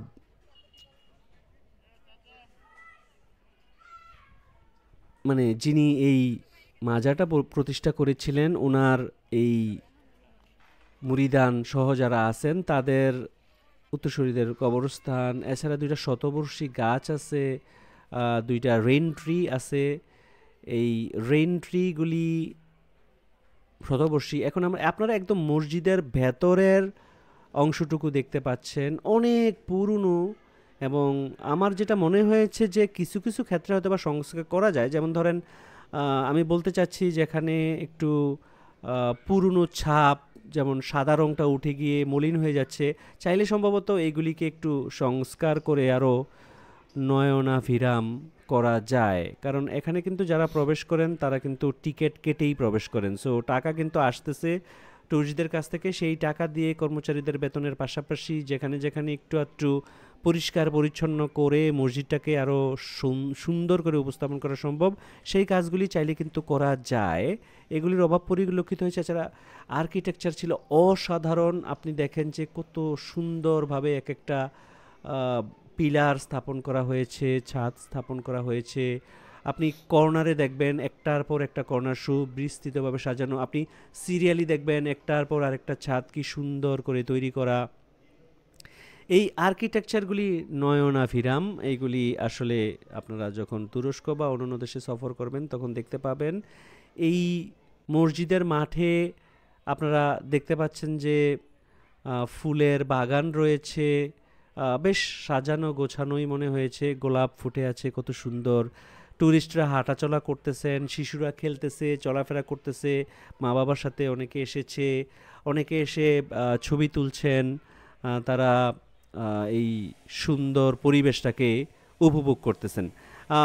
মানে you must go for that. আপনি যদি ওই এলাকায় না গিয়ে থাকেন তাহলে সুন্দরবন ট্যুরের পাশাপাশি যদি সম্ভব হয় আপনি অবশ্যই এই ৬০ গম্বুজ মসজিদ দেখে আসবেন। এটা ইউনেস্কোর স্বীকৃত একটা ঐতিহাসিক স্থাপনা। স্বাভাবিকভাবেই অত্যন্ত পুরনো এবং বিলুপ্ত হওয়ার কাছাকাছি। ইনশাআল্লাহ আরও দীর্ঘদিন এটা টিকে থাকবে এই আশা আমরা করি এবং এটাকে যথাযথভাবে রক্ষা করা হবে বলে মনে করি। শিশুরা খেলছে তাদের মতো করে। আমরা একটা মাজার এরপরে পরিদর্শন করতে গেলাম। এটা সম্ভবত খান জাহান আলীর মাজার। এইখানে বেশ অনেক মুরিদানরা আসে, অনেকে প্রবেশ করে। ভেতরে একটা অনেক সুন্দর মাজার রয়েছে। আমরা প্রবেশ করেছিলাম, দেখেছিলাম, ঘুরেছিলাম। এইটার অপোজিটে যে দিঘিটা আছে সেই দিঘিটা অনেক বড় একটা দিঘি এবং সেখানে কুমির আছে। আনফর্চুনেটলি বেশিরভাগ মানুষই সেই কুমিরটা দেখতে পায় নাই, কিন্তু ফর্চুনেটলি কুমিরটা যেখানে যেই বাড়িতে বাস করে এই পীর সাহেবের খাদেমের বাড়িতে, ওইটা আমার ব্যক্তিগতভাবে দেখার সৌভাগ্য হয়েছিল। এখন দেখতে পাচ্ছেন কোরআনের পাখি আল্লামা দেলোয়ার হোসেন সাইদি প্রতিষ্ঠিত মাদ্রাসা, যিনি জামায়াতে ইসলামীর নায়েবে আমির ছিলেন, সুললিত কণ্ঠস্বর, অত্যন্ত বলিষ্ঠ কণ্ঠস্বর, কোরআনের তাফসির কারক। ওনার প্রতিষ্ঠিত মাদ্রাসার পর আপনি দেখতে পাচ্ছেন ওনার প্রতিষ্ঠিত মসজিদ। এটা একেবারেই রাস্তার পাশে অনেক বড় সুবিশাল জায়গা। সেইখানে এই মসজিদ এবং মাদ্রাসা স্থাপিত অনেক বড় মাঠ, যেখানে ছোট ছোট ছেলেমেয়েরা বা ইয়াং ছেলেমেয়েরা বিভিন্ন রকমের খেলাধুলা করছিল। আমরা সেই বিখ্যাত মাওলানা দেলোয়ার হোসেন সাইদি সাহেবের প্রতিষ্ঠিত এই মাদ্রাসা এবং মসজিদে দেখেছিলাম, আবেগে আপ্লুত হয়েছিলাম। ওনার স্মৃতি দেখে আমাদের আসলে হৃদয় দুলে উঠেছিল যে এই মহান একজন কোরআনের পাখি যিনি দুনিয়া থেকে বিদায় নিয়েছেন, তার স্মৃতিচারণে আমরা আসলে অনেক শোকাতুর হয়েছিলাম। এরপর আমরা ফেরার পথে গোপালগঞ্জ যে বিজ্ঞান ও প্রযুক্তি বিশ্ববিদ্যালয় আছে সেখানকার সাথে কানেক্টেড আমাদের কিছু স্টুডেন্ট খবর পেয়েছিলেন যে আমরা ওই এলাকায় আছি। তারা আমাদেরকে জোর করে ক্যান্টিনে নিয়ে চা পান করে বিস্কিট খাইয়ে আমাদেরকে ছেড়েছেন, এছাড়া ওনারা আমাদেরকে ছাড়বেন না। তো আমাদেরও ইউনিভার্সিটিতে দেখার সুযোগ হয়েছিল, পাশাপাশি সুযোগ হয়েছিল তাদের আতিথেয়তা গ্রহণ করার, এবং স্বাভাবিকভাবেই আমরা এই আতিথেয়তা গ্রহণ করে মুগ্ধ হয়েছিলাম। ওনাদের অত্যন্ত অত্যন্ত এই যে অতিথি পরায়ণ স্বভাব, এই স্বভাবটা আমাদেরকে মুগ্ধ করেছিল এবং আমরা অত্যন্ত খুশি হয়েছিলাম ওনাদের এই আতিথেয়তা। আমরা বসতে চাইনি, আমরা যেতে চাইনি, আমরা আসলে এখানে নামাজের জন্য বিরতি নিয়েছিলাম। আপনারা মনির ভাইকে দেখতে পাচ্ছেন, নামাজের কারণে মানে আমরা নেমেছিলাম, কিন্তু আসলে ওনারা আমাদেরকে চা পান না করিয়ে ছাড়বেন না, তাই বাধ্য হয়ে চা খেয়েছিলাম। এরপর আমরা ফিরছি ঢাকার উদ্দেশ্যে। কিছুক্ষণ পরেই আসবে মাওয়া। হঠাৎ করে ডিসিশন হলো যে দুইজন সিনিয়র আইনজীবী জনাব এরশাদ স্যার, জনাব ইয়াসিন ভাই, ওনারা আমাদেরকে আসলে মাওয়াতে আমাদেরকে পদ্মার ইলিশ না খাইয়ে ছাড়বেন না। তো আমরা তো এই সুযোগ হেলায় হারাতে পারি না। আমরা স্বাভাবিকভাবেই ওনাদের এই প্রস্তাবটা লুফে নিয়েছিলাম এবং সেখানে আমরা কিছুটা সময় অতিবাহিত করার সিদ্ধান্ত নেই। কিছুক্ষণ পরেই আমাদের বাসটি সেখানে থামে। আপনারা পদ্মা ব্রিজ দেখতে পাচ্ছেন, বেশ সুন্দর একটা ব্রিজ। সেই ব্রিজ আমাদের বাস দিয়ে চলছিল। আমাদের লান্ড্রা কেউ কেউ ভিডিও মানে নিচ্ছিলেন, ছবি তুলছিলেন। আমিও সুযোগ পেয়ে আপনাদেরকে একটু দেখানোর লোভটা সামলাইতে পারলাম না। আমিও ঠেলে ঠুলে কোনো রকমে বাসের সামনে গিয়ে, আপনারা দেখতে পাচ্ছেন বাসের মধ্যে ঝাঁকি হচ্ছিল, কোনো রকমে গিয়ে আপনাদের জন্য একটু ভিডিও ধারণ করেছি। অনেক সময় বোঝাও যায় না কে কোন সময় কি সুন্দর দৃশ্যটা নিয়ে ফেলে। তো আমি একটু মিস করেছিলাম, একটু ঘুম আসছিল, কিন্তু যখন দেখলাম যে ওনারা ভিডিওগুলি নিচ্ছে আপনাদেরকে দেখানোর জন্য আমি দ্রুত সামনে গিয়ে কোনো রকমে সেখান থেকেও কিছুটা ফুটেজ নেওয়ার চেষ্টা করেছি, কিন্তু একটু সেই কি ফুটেজ এসেছে আপনারা দেখতে পাচ্ছেন, বাট মানে ডোন্ট মাইন্ড প্লিজ। তো এরপরে আমরা এই কিছুক্ষণ পরেই আমরা মাওয়াতে নেমে যাব। সেখানে কি হয় না হয় সবগুলি আমরা দেখব। আপাতত আমরা ব্রিজের সৌন্দর্য উপভোগ করছিলাম। ওই পাশ থেকেও বাস আসছিল। এক একটা বাসের হেডলাইট দেখে মনে হচ্ছিল আলোর ফোয়ারা বইছে। ব্রিজের উপরেও লাইটগুলি সবগুলি সচ্ছল। ব্রিজের লাইটগুলি থেকেও প্রচুর আলো রাস্তার মধ্যে আসে, একেবারে দিনের মতো আলো রাস্তার মধ্যে আপনারা দেখতে পাচ্ছেন। ইতিমধ্যেই আমরা মাওয়া ঘাটে নেমে গিয়েছি। আমরা বিভিন্ন দোকানে যাচ্ছিলাম, আমরা নানা রকম মাছ দেখতে পাচ্ছিলাম, দামাদামি করছিলাম। সো আমাদের সিনিয়র আইনজীবী যারা আছেন ওনারা আসলে বিভিন্ন দোকানে গিয়ে বিভিন্ন দামাদামি করছিলেন। এই ফাঁকে আমরাও আমাদের মতো করে ছবি তুলছিলাম, যেখানে রান্না হচ্ছিল সেখানে একটু হাত লাগাচ্ছিলাম। মানে আপনারা জানেন যে মাওয়া ঘাট এখন একটা অন্যতম ট্যুরিস্ট স্পট, এখানে সবাই যায়, এটা নাথিং নিউ। কিন্তু আমরা যেই ফাঁকে দামাদামি দরাদরি চলছিল বা রান্নাবান্নায় কমপক্ষে 1 থেকে 1.5 ঘন্টা লাগবে, আমরা যেহেতু ওই প্যারায় ছিলাম না, আমরা আমাদের মতো করে চিল করতেছিলাম। কেউ পান খাচ্ছিল, কেউ চা খাচ্ছিল, কেউ টুকিটাকি এটা সেটা কেনার চেষ্টা করতেছিল, কেউ আপনার মানে বাদাম খাচ্ছিল, ভালো দুধ চা পাওয়া যায় সেটা খাচ্ছিল, নানা রকম হোটেলে কী কী বিক্রি করে, কী দোকানে কী পাওয়া যায় সেইগুলি অবজার্ভ করছিল। সব মিলিয়ে সবাই সবার মতো করে আনন্দের সাথে সময় কাটাচ্ছিল। আর আমাদের যারা দায়িত্বশীল ব্যক্তিবর্গ আমাদের এই খাওয়া দাওয়ার আয়োজনে ছিলেন, তারা তাদের দায়িত্ব সুনিপুণভাবে পরিচালনা করছিলেন। আমরা কি খাবো, কি আইটেম খাবো, কোনটা আনলিমিটেড হবে, কোনটা লিমিটেড হবে, কোনটার কত দাম, ইত্যাদি ইত্যাদি আমরা ওনাদের হাতে ছেড়ে দিয়ে নিশ্চিন্ত মনে ঘুরে বেড়াচ্ছিলাম। এই অফারটা আমাদের সিনিয়র আইনজীবী জনাব এরশাদ ভাইয়ের এরশাদ স্যারের সম্মানেই হচ্ছিল, এবং এইখানে আমরা মুজাম্মেল ভাইকে দেখতে পাচ্ছি, উনি আমাকে ইন্টারভিউ করার চেষ্টা করতেছিলেন। আসলে মানে উনি খুব উৎসাহী এবং অত্যন্ত অমায়িক ভাই ব্রাদার, আমাদের কিছুদিন পূর্বেই জয়েন করেছিলেন। দেখা যাক এখানে আমি কি বলতেছি। এই হচ্ছে আমাদের আলী ভাই, যিনি আমাদের শ্রদ্ধেয় বড় ভাই। আসলে আসার পরে অনুভূতি ভালো লাগছে। এখানে আসলে অনেক দোকান, আপনাকে সবগুলি দোকানে যেতে হবে, ঘুরে ঘুরে দেখতে হবে যে কোনটার খাবারের মান। আপনার কি মনে হয় এই পথ সেতু করার পরে ওনারা কতটুকু ক্ষতিগ্রস্ত হয়েছে ব্যবসায়িকভাবে? আগে যেরকম চলতো, এখানে তো অনেক গাড়ি ঘোড়া আসা যাওয়া করতো, এই অবশ্যই ব্যবসায়িক ফেরি ফারাফার ছিল, এখন নাই। হয়নি, লাভবান হয়েছে, যোগাযোগ ব্যবস্থা ভালো হয়েছে। ধন্যবাদ আপনাকে। জি, থ্যাংক ইউ। কুকুরুত সেলিম। তো আমার বক্তব্যর শেষে এখন দেখতে পাচ্ছি যে আমরা ফিরে এসেছি যেই দোকানে আমরা খাবো, সেই দোকানের মধ্যে যে আলাপ আলোচনা চলছে, নেগোসিয়েশন চলছে। এইখানে তাফসিরকে দেখা যাচ্ছে, আমাদের সাইদ ভাইকে দেখা যাচ্ছে, সুজন ভাই এতক্ষণ কথা বলে অর্ডার মোটামুটি ফুলফিল করে ফেলেছেন। তাফসির আর সাইদ ভাই এই বিষয়টা নিশ্চিত করার চেষ্টা করতেছেন যে আমাদের পকেট থেকে যাতে একটা পয়সাও অতিরিক্ত বেরিয়ে না যায়, এই বিষয়ে ওনারা ব্যবস্থা নিচ্ছিলেন। দোকানদার এতগুলি আইনজীবীর জেরার মুখে স্বভাবতই পরাস্ত হয়ে আমরা যা চাই তাই খাবারের ব্যবস্থা করছিলেন। দেখতে দেখতে আমরা ব্লগের শেষ প্রান্তে চলে এসেছি। কেমন লাগলো আপনি জানাতে ভুলবেন না, শেয়ার করবেন, সুস্থ থাকবেন, ভালো থাকবেন, আমাদেরকে রাখবেন আপনার প্রার্থনায়। সবশেষে আমরা খাওয়া দাওয়া করে মাওয়া থেকে রওনা হয়ে রাতের 3টা-4টার দিকে কুমিল্লার বাসায় পৌঁছেছিলাম। আপনারা আমাদের জন্য দোয়া রাখবেন, এই অর্গানাইজে যারা ছিলেন সকলের জন্য দোয়া রাখবেন। আসসালামু আলাইকুম ওয়া রাহমাতুল্লাহ।